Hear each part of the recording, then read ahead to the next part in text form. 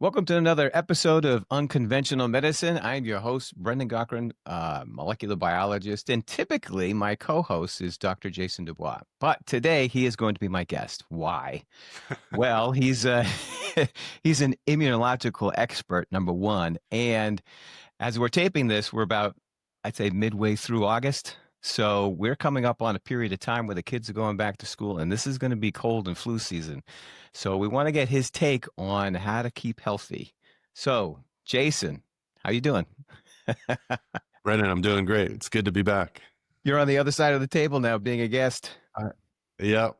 It feels a little different, but I'm usually the one asking the questions and Yep. being the difficult one. But the tables are turned today, so All right. So listen, I'm a parent, okay, and I'm going to ask questions that a parent would ask. I got my kid going back to school. I really don't want to be sick, but I almost know within the first couple of weeks somebody's going to get a cold and it's going to end up back in the house. How do I prevent it? Why is this happening? Answer some of these questions for us. What's going on? yeah. This is the time of year, right? So kids have been out, been enjoying summer, been out in the sun, enjoying life. Now it's back to school. We're gonna put them in a box again with a whole bunch of other You're right. The sick other box. little snot balls, and So true. inevitably you the parent are going to really it's going to come back to haunt you. They're going to get sick and then they're going to give it to you. That's how it works every single year. We know it, we can predict it. How do you prevent it? It's almost impossible to prevent, right? I Mm, mean, a lot of times people want the magical remedy or miracle and be like, how do I prevent this from happening? And it's very, very difficult because you can't really control what your child's going to touch, how they're going to react.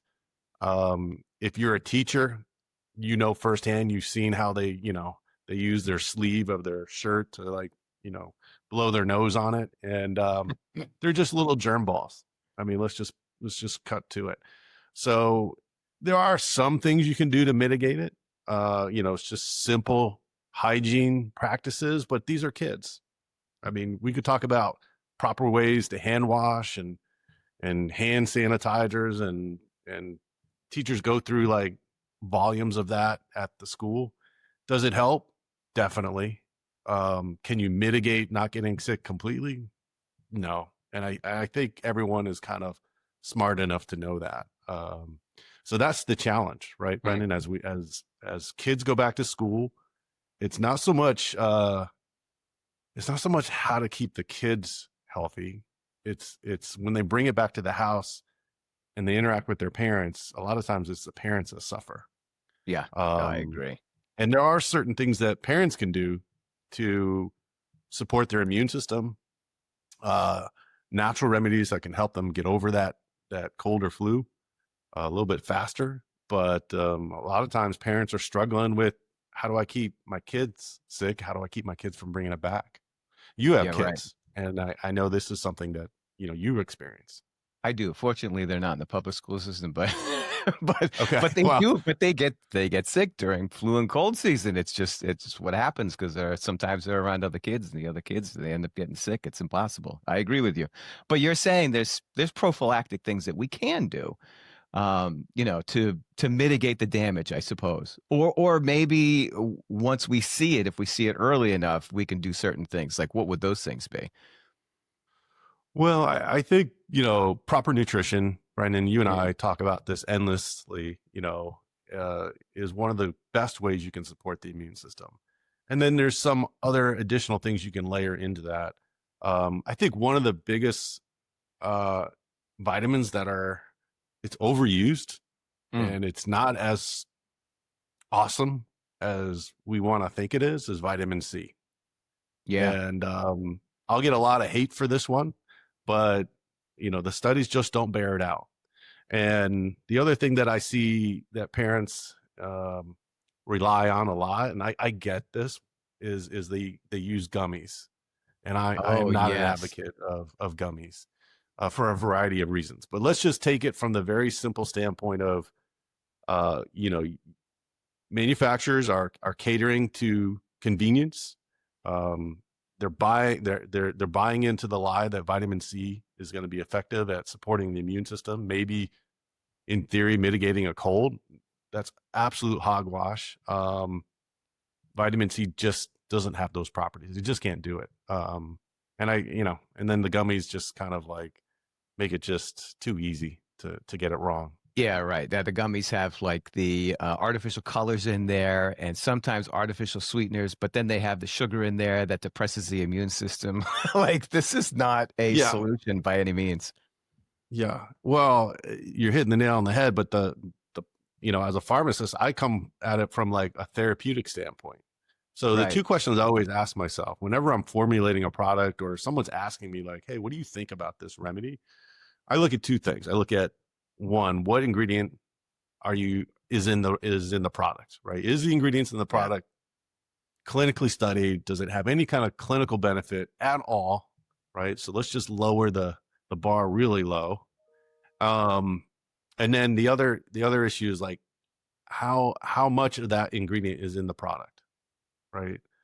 So one, does the ingredient work? And two, what's the milligram strength? And for vitamin C, you need upwards of 500 milligrams, 1,000 milligrams to just get the antioxidant benefit.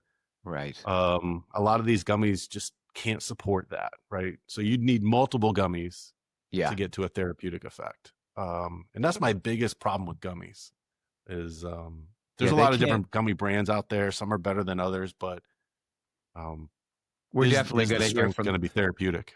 I no, I totally agree. We're definitely going to hear from the nutraceutical industry on this one, but I'm in Yeah, total agreement. So yeah, you end up picking up a gummy. Maybe it has 25 milligrams of vitamin C in it. So like to right, your point, the dosage, what's that? 4 times 5. So you'd have to take 20 of them to get to 500 milligrams. So right. that's And that's not just not going to happen. reasonable. No. Yeah. Um, and I'm a So big, and you know this about me, Brendan. I'm a big proponent of capsules. yes. Um, in capsule world, I can get a high amount of milligram strength into a capsule. I don't have to like pack it with fillers and excipients. That's so true. The alternative to that would be liquids, Hmm. and that tends to be a little bit more appropriate for kids. Um, Okay. it's easier for kids to take a liquid, and granted, even adults too. But those are really the two best forms when it comes to providing a therapeutic product, in my opinion. Okay. So back to school, we're going to be Yeah. talking about what are if it's not vitamin C, Dr. Jason, what are you recommending? And Right. Exactly. for kids, it's a little bit of challenging because there isn't anything really great out there for kids. I think you and I, Brendan, talk about vitamin D being an option. Yeah. I do like that. It is not the end all be all. It's just part of your approach is the way I Hmm. would word it. And so, okay, so what's the deal with vitamin C? Why does everybody think that vitamin C is the cure all? Like, how come we're going down that road? What happened there? I think historically it just has a lot of notoriety. Hmm. Um, it's been around for a long time. We seem to like attribute it to like other fruits and vegetables, oranges and stuff like that. So, Yeah. the industry markets it as a great vitamin, but when you really look at the data, it has very limited utility. I think some of the best clinical trials that were done were in like high performing athletes, um, or there was like some limited data that showed if you used enough vitamin C over a long period of time, you could mitigate the number of colds you get Hmm. um, by one. Basically, is very very minimal Yeah. mitigation risk there. So for vitamin C to be useful, you'd have to take large doses of it over the course of a year to potentially reduce the incidence of colds by one.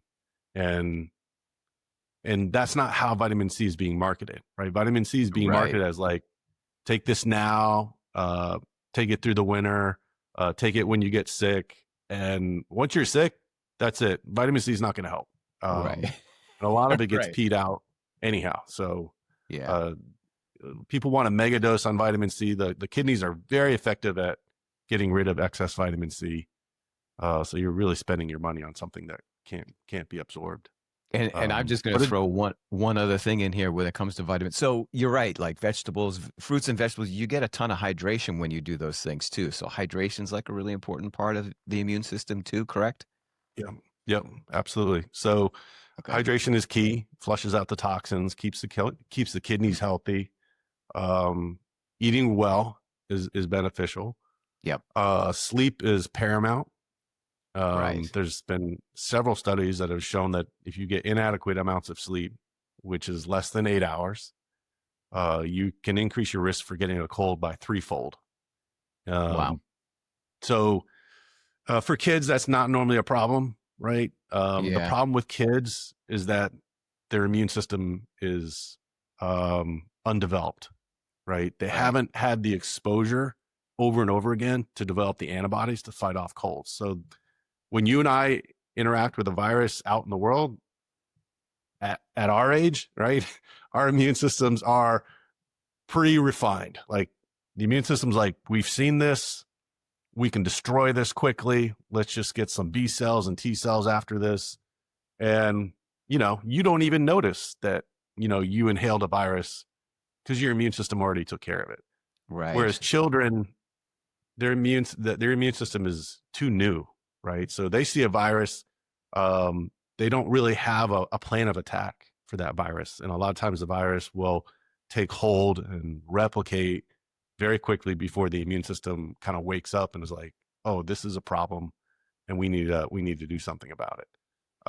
As we age and we get older, our immune system gets more mature. It can react faster. It gets smarter up until we get very old. And when we get very old, our immune system begins to kind of falter a little bit. Okay. So that's what children are really up against. Children Yeah. are up against a weak immune system, an immature immune system. Let me get Yeah. that terminology correct. Um, Parents are up against, just being stressed out to the max Yeah. and not getting enough sleep. So I know I'm in the natural supplement business. I own a company that develops products for the immune system. So, but it's ironic that I'm not pitching my products. I'm telling you things that you can do that don't involve you buying anything, right? So, Yeah. take that for what it is. All right. So, this is like the Jeffrey Bland approach to things where he sort of lays out, I'm not so sure vitamins and minerals are the end all be all if you're sick.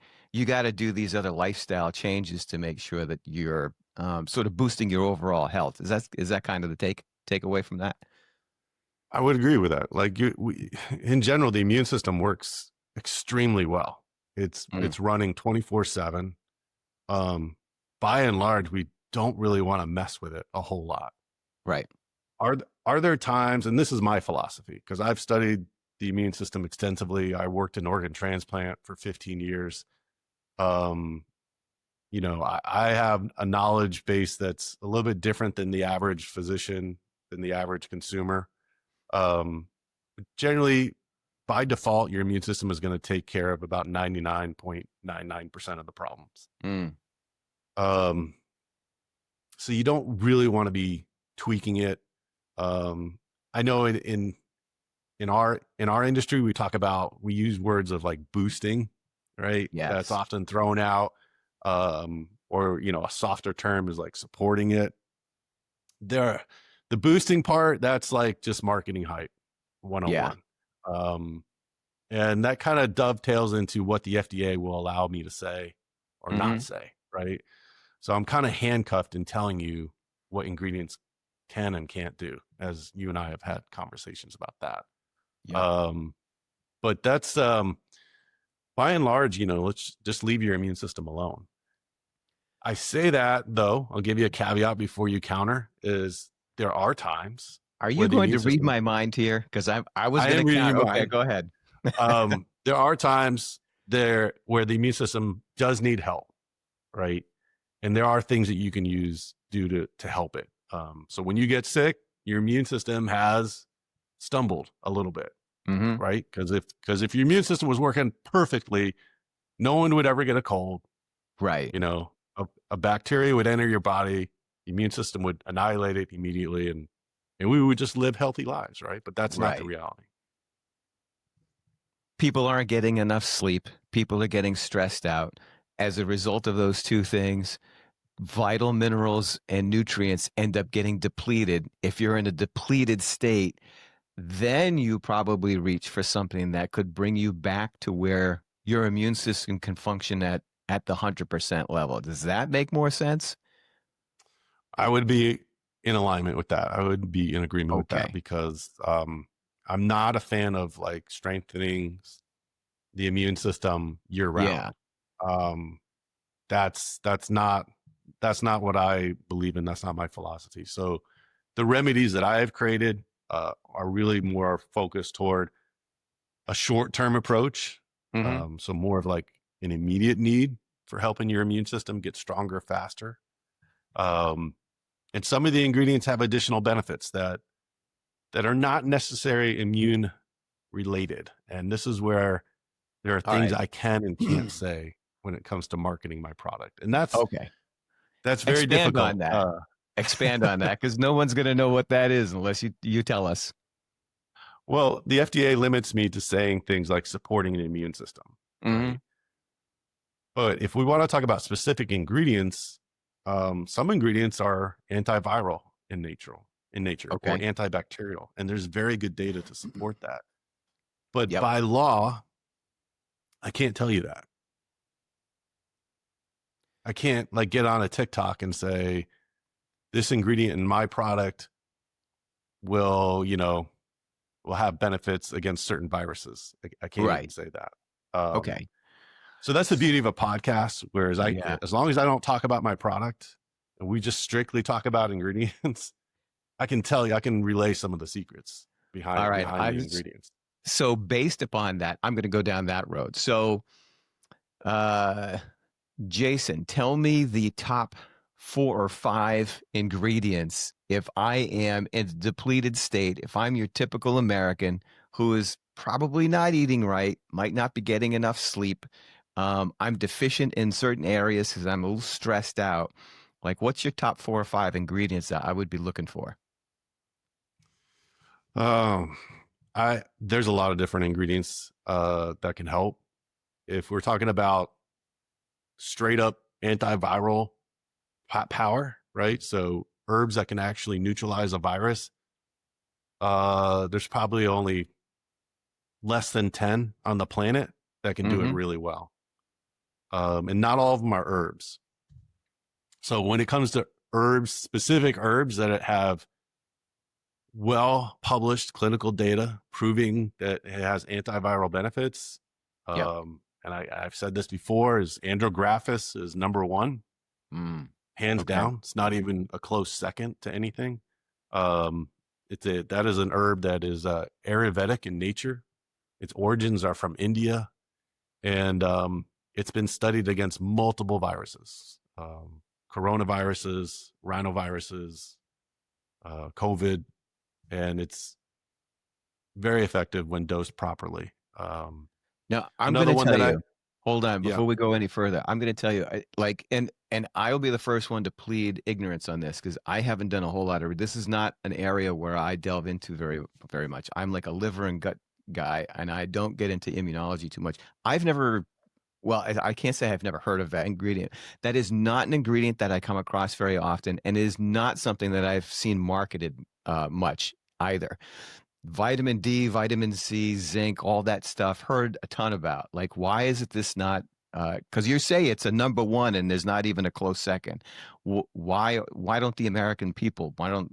Why aren't they hearing about this 24/7? um, it's just not well known. It's Mm. not it's relatively new to the U.S. China's been using this quite often. They actually patented this ingredient, so you can't even and they use it medicinally, like Yeah. professionally. The Scandinavian countries have been using it for way longer. They use it specifically for the flu, and it's Oh part of their wow. protocols. So there's a lot of other countries that have a lot more experience. Obviously, India, its origins, where it started. Right. Um, is very, very has been they've been using it quite a bit. And to some degree, there's been some historical data that shows that it was used in the mitigation of the Spanish flu back in 1918, which was one of Oh, the wow. deadliest flus on record ever. Um, so why is it not used in the US? That's a great question. I use it extensively. Hmm. There's a few products on the market that have it. And other than that, you're not going to find it in a grocery store. You're not going to find it in a CVS, drugstore. It's just not well known enough, and I'm okay with that. Yeah. Because it's funny, like when something becomes well known and becomes very popular and gets too much attention, then the FDA seems to step in and want to Oh, well, yeah, that's true. I thought you were going to go get the rid other of that. direction. Yeah, I thought you were going to go the other direction. Is once it starts going mass and they can't keep up with supply, and then for some reason the activity of the actual ingredient becomes diluted and it's not as effective as it used to be. So that's another piece of this. I totally agree with that. All right, so that's number one. So like everybody really should have this in their medicine cabinet. That's a given. All right, so let's go. Yeah, go ahead. Yeah. Another one that I love is Panax ginseng. That's a good one. It's an herb that has origins in Asia, dating back to Korea, um, in Japan as well. It's been used for centuries. I think it dates back going over 2,000 years ago, Hmm. and it has definitely has antiviral properties to it. Um, Panax ginseng is actually an amazing herb on so many levels. Depending on which part of the plant you're using, it yields a variety of different therapeutic benefits. So when people think of ginseng, they tend to think of like the energy effects, like in the energy drinks, right? So it has like depending on what part of the ginseng plant you use, it can generate a lot of energy. Yeah. Certain Good for a parts of circulatory that, system. I mean, that's kind of what for, it's known for, right? yes, the circulatory benefits. It also can help with blood pressure. Mhm. Again, I have to preface this by saying certain parts of the plant can help with blood pressure. Other parts of that plant can actually raise the blood pressure. So you got to be very careful. Yep. Red ginseng has been known for its performance enhancing benefits. They use it in like sexual pills and stuff like that, like Right. Right. for The impotence. libido drug. Um, so again, it all depends on what you're isolating from that plant. Well, But for with folks who that, have it's been hold on a second. For folks who have blood pressure issues, what should they avoid or what should they look out for? um, if you have blood pressure issues, I would not use Panax ginseng. Okay, that's Um, important. just in general, Yeah. like so, the Panax ginseng that I use in our formulas is a little bit different. We extract a certain version of a certain ingredient out of the Panax ginseng root, Yeah. and it doesn't have as much issues with blood pressure. But So you remove when that compound that gives that we've complication. removed a lot of the compounds that can elevate the blood pressure, but those that have very sensitive blood pressure, um, or have very high blood pressure, probably in general should not be using Panax ginseng and Yep. ought to stay away from it. Yeah, that makes sense. So, but I do like Panax ginseng. It's a great antiviral herb.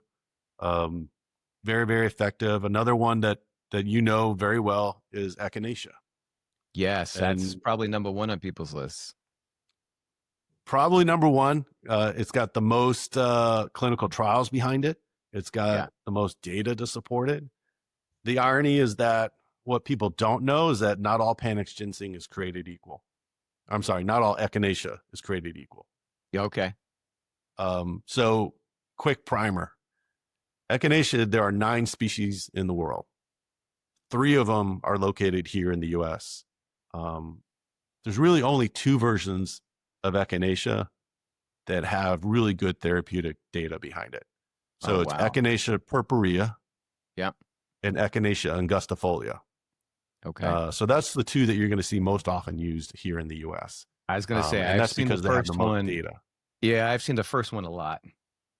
Not so much the Yep. second one that you yeah, Yep. so you suggested. Okay. All right. Um, so that also has viral benefits as well. So a lot of times, when companies are talking about immune support, that's because they can't talk about what the herbs really do.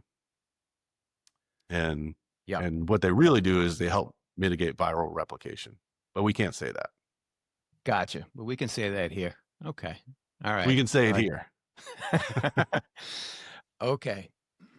So again, we're not talking about boosting the immune system necessarily. We're talking about working within the confines of the immune system and operating against the allergen or the pathogen, whatever the heck it is, right?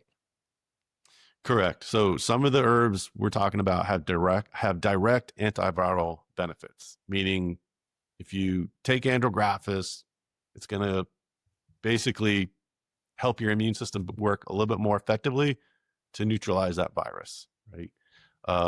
If you put andrographis in a petri dish with certain viruses under a microscope, we can see where the andrographis will actually bind to certain parts, certain cell receptors on that virus, Mm-hmm.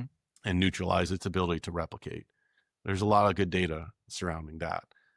But just when it comes to like cold remedies or natural remedies, and you want to find like what's something that's going to be really effective when it comes to antiviral benefits, those are like my top three. Another one that I really love is zinc. Yeah. Zinc is like old school, right? It's OG stuff. Yes. Yes. Um, and zinc is very, very effective at certain doses. The only problem with zinc is you have to use a pretty decent amount of it. So usually you have to use like 200 milligrams. You got to take it multiple times a day, 3 times a day. And most people can't tolerate that. Like it's Oh, pretty hard yeah. on the stomach. I was going to say it causes nausea. Oh, wow. Okay. That is not a dosage that I come anywhere near, Yeah. mostly because I don't want to feel sick. Yes. Yeah. Yeah. So it can be used, but Yeah. very few people can tolerate it. It's usually high doses for about 3 days, and most people tap out after day one. Yeah. And I've also seen there's a bit of research out there showing that things like quercetin in combination with zinc can push zinc into cells. Does that sound like that makes sense? Have you seen that? Yes. Yeah. Okay. So quercetin combo with zinc has been used. That became very popular about 3 years ago. And they were using it to kind of help with the virus at that time. And The you know what virus that we can't talk about because we'll be shadow yeah, banned. that's the Yeah, virus we can't that talk one. about. That was rampant about 3 years ago. Yes. And Yeah. you know, the thing with these combinations, it's not that they don't work. It's just, sometimes they get over scrutinized by the medical community because there isn't Yeah. enough clinical data to support it. Yeah. And it's one of the things that our industry struggles with because the FDA, the government in general, like limits what we can say our remedies can do. Sure. And in some ways that's not a bad thing, actually, Brendan. Think about this. Let's think Mm-hmm. about a scenario where, let's say, the FDA and the Federal Trade Commission Mm-hmm. lift all sanctions against the natural industry. They Oh, wave a yeah. magic wand and they say, tomorrow you can say whatever you want. Right. I would be very concerned about that. Yeah, I would too. Yeah, I'm not actually not a believer in getting rid of regulations wholesale. That's not a good idea. But And on the and I just spectrum, right.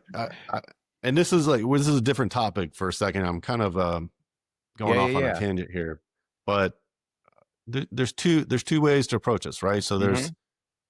there's the way where they say like let's let the customer have freedom of choice, which is great. Right.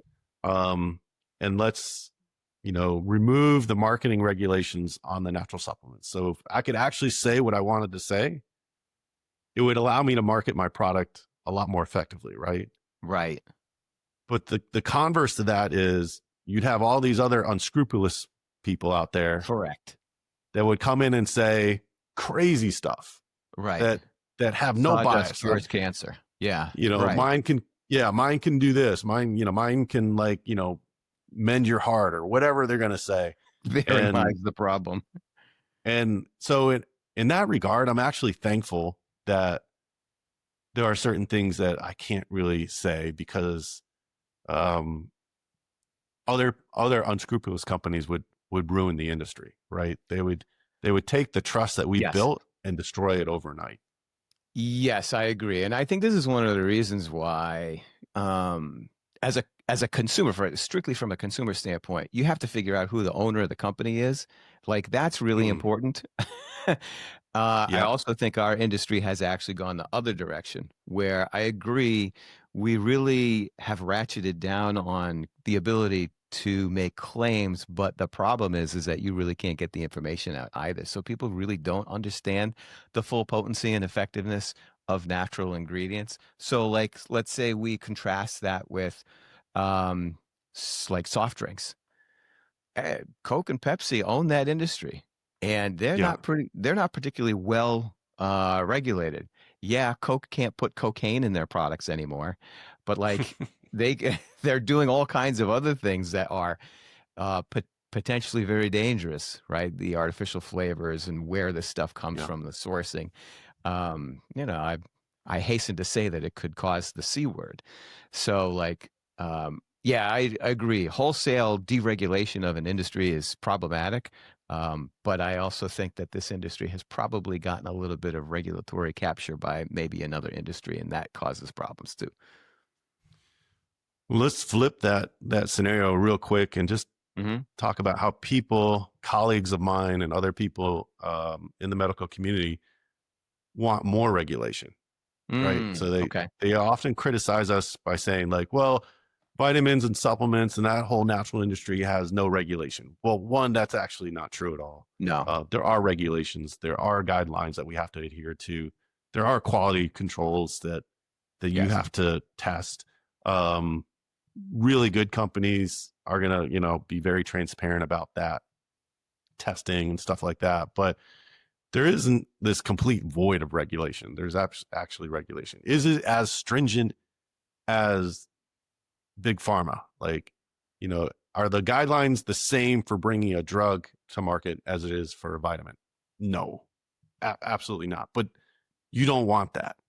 I'm telling you, you don't want that. I'm talking Right. to the people listening to this podcast that have concerns because if the FDA comes in or the government comes in and says, "All right, Jason, you now have to meet the same standards as a drug," um, I'll speak for me. Like my company would be closed overnight Yeah. because I can't afford to Costs do are too phase high. 1, 2, 3 clinical trials, Yeah. um, high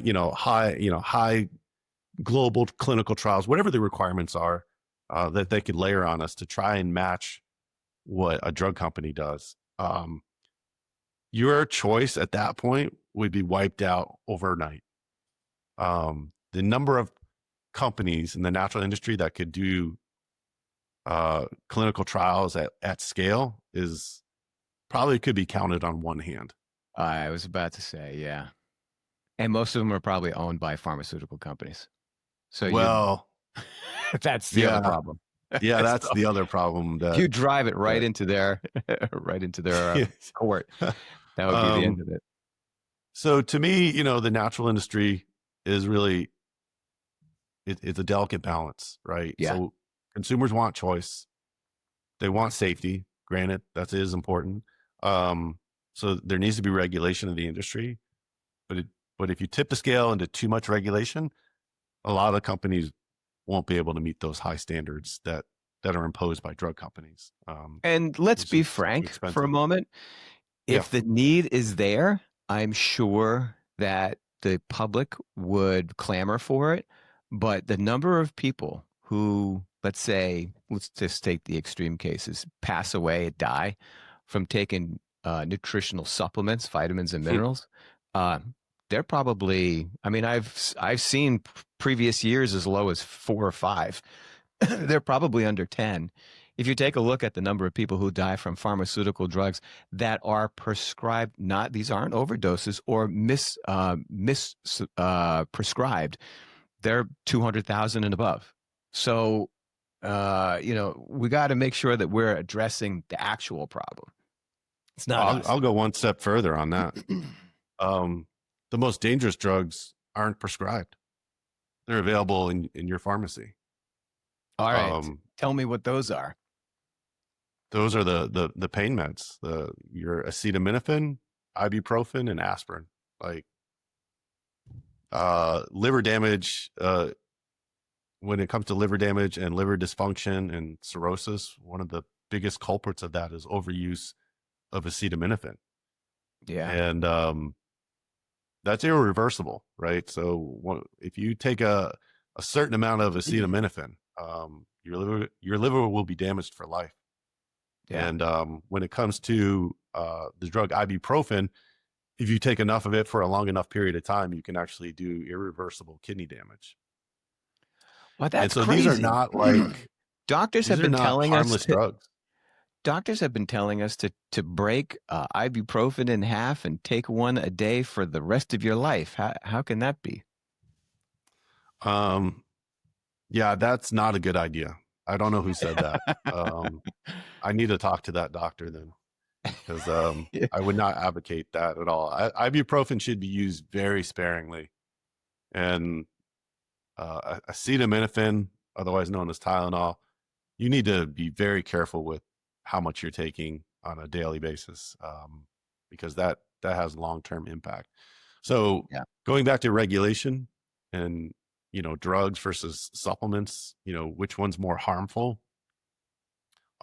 Drugs all day. Yeah. Right. It's not even close. So Right. Yeah. No, that makes perfect sense. I agree with you completely.